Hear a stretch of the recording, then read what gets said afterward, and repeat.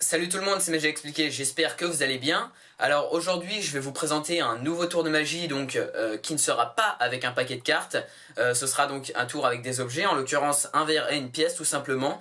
Ça fait longtemps que je n'en ai pas présenté, donc j'espère que celui-ci vous plaira. En tout cas moi je vous le présente car il est vraiment très impressionnant et a un impact très fort sur le spectateur. En tout cas j'ai changé de caméra, donc la qualité devrait être nettement supérieure à l'ancienne caméra. J'espère que ça vous plaira. Voilà, donc on va tout de suite passer à la démonstration du tour de magie et ensuite aux explications. Allez, c'est parti.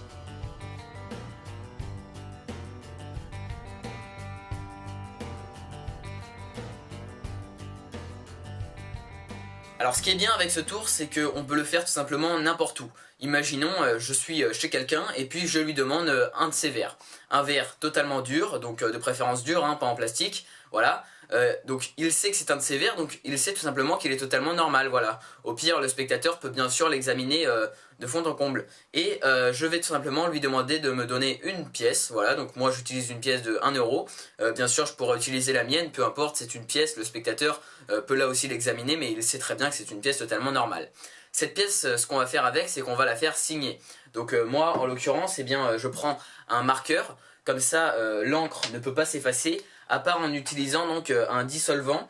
Donc avant de signer votre pièce, assurez-vous quand même d'avoir du dissolvant. Voilà, comme ça, eh bien, on est tout simplement sûr que la pièce n'est pas fichue, si je peux me permettre.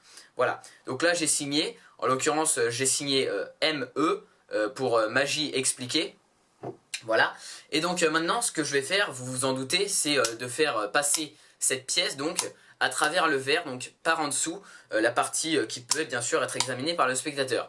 Et donc je vais compter jusqu'à 3, voilà, et la pièce devrait normalement passer dans le verre. Je dis bien normalement.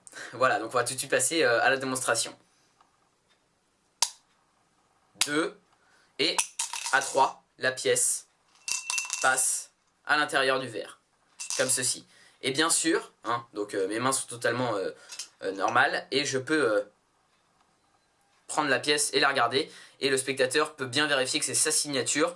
En l'occurrence là c'était Magie Expliquée, donc c'est bien la même pièce qui est rentrée à l'intérieur du verre. Voilà, je peux même recommencer donc 1, 2, 3, comme ceci, et la pièce, et là encore une fois, rentrait à l'intérieur du verre. Magie Expliquée, donc la pièce signée par le spectateur. Voilà, alors pour ce tour, vous l'avez compris, on va tout simplement avoir besoin donc d'un verre et d'une pièce, tout ce qu'il y a de plus normal, et c'est ça ce qui est génial avec ce tour, c'est qu'on peut le faire n'importe où, comme je le disais. Imaginons chez un spectateur, je suis chez lui et je lui tout simplement demande de me donner un verre, dur de préférence, hein, pas en plastique, car en plastique le spectateur pourrait, je sais pas, imaginer qu'on a fait un trou je ne sais où, et une pièce, donc une pièce totalement normale de 1 euro. Moi en l'occurrence je garde ma pièce signée, à savoir Magie Expliquée. Voilà, donc le spectateur peut vraiment faire n'importe quelle signature dessus. Et donc pour ce tour, eh bien, il va bien falloir se mettre donc dans la tête que c'est une manipulation très précise, différente en fonction de chacun.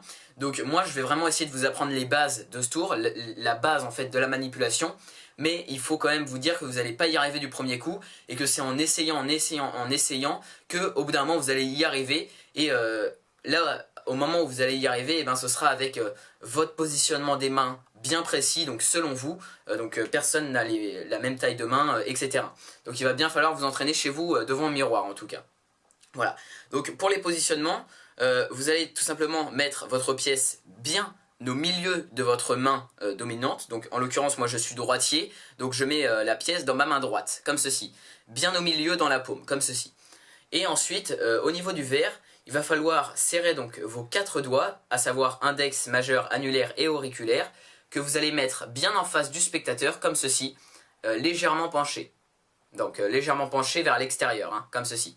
Et ensuite, de l'autre côté, forcément en parallèle, vous mettez votre pouce, comme ceci, pour tout simplement tenir le verre. Et il faut vraiment faire une courbe, donc avec votre main. Voyez-vous, là c'est une courbe, comme ceci. Comme ça, en fait, je vous explique le tour tout de suite. Eh bien, vous allez au bout d'un moment mettre la pièce sur le bout de vos doigts et quand vous allez taper, eh bien la pièce va passer donc au-dessus comme ceci.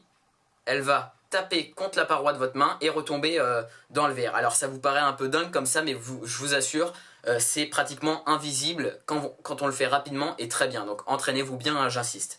Alors, comment on le fait? La pièce bien au milieu de votre main. Vous allez dire au bout de 3, la pièce va rentrer dans le verre. Voilà, donc vous tenez bien votre verre comme je vous l'ai expliqué. Et vous tapez une fois. Là, on peut voir la pièce à travers le verre. Pas la peine d'aller rapidement dès le début. Par contre, ce qui est très important, c'est donc vous venez de taper une fois et vous refermez votre main et vous repartez.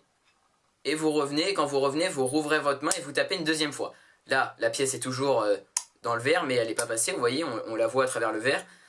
Vous, ensuite, vous repartez, vous refermez votre main, comme d'habitude. Et donc là, pourquoi en fait on a fermé notre main la première fois?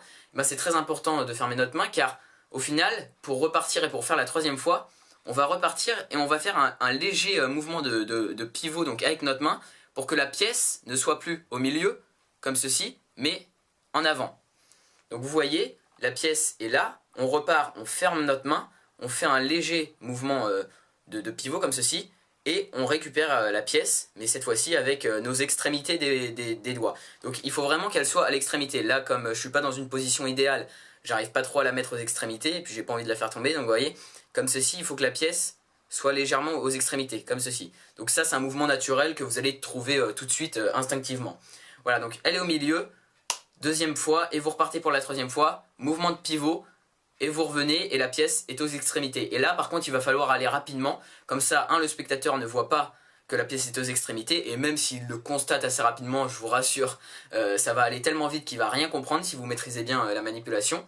Et donc là, très important, vous allez mettre vos 4 doigts de la main avec la pièce qui est aux extrémités, bien en parallèle avec la courbe de la main qui est dans le verre. Voilà, donc là je tourne, comme ça on voit un peu l'envers du décor, il faut qu'elle soit bien en parallèle, comme ça quand vous allez taper, avec le choc, ce qui va se passer, c'est que la pièce va partir, taper contre la paroi et rentrer dans le verre, comme je vous l'ai expliqué précédemment.